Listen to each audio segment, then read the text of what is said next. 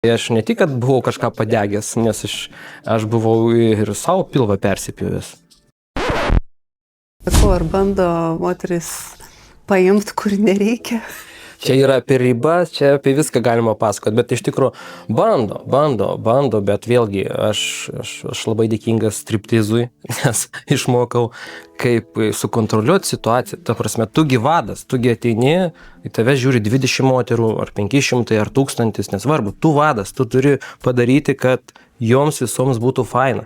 Nebūtinai, kad ten kažką tokio baisaus. Tu gali akį pamerkti. Vienai pusiai patiks, kitai ten salto padaryt, kitai pusiai patiks ir tu gali visą publiką užkariauti. Tai vat mano ir yra tikslas, kada ateini, kad užkariauni visą publiką, su visais akių žvilgsniu pabendrauja ir aš kontroliuoju visą tai, aš kontroliuoju emociją ir jeigu vyksta kažkokia situacija baisi, nu tai kaip ir kiekvienam darbe, tu statybose gali su plaktuku į ranką kalt sulaužyti savo ranką.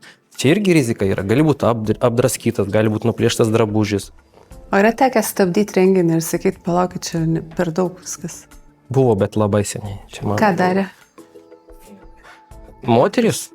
Arba vyrai? Ne, aš aplamai susitraumavęs buvau. Aš buvau susitraumavęs pasirodymų metu ir buvau žiauriai susitraumavęs. O čia, ta prasme, moters kaltė ar netyčia tiesiog? Būdavo ir moters kaltė, būdavo ir netyčia. Tai čia nugriuvimas ar kas? Psichologinė trauma? Su bulgarke. Mykolas sakė, mano legendinis... Gali savo paleisti? Mano legendinis numeris su bulgarke. Tai aš ne tik, kad buvau kažką padegęs, nes aš buvau ir savo pilvą persipjuvęs.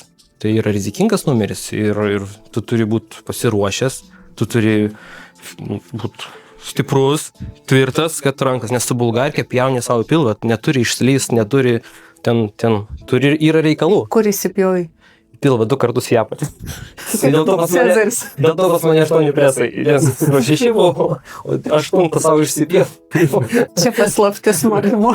Jo, čia norit išmokti pjauti su bulgarke, kaip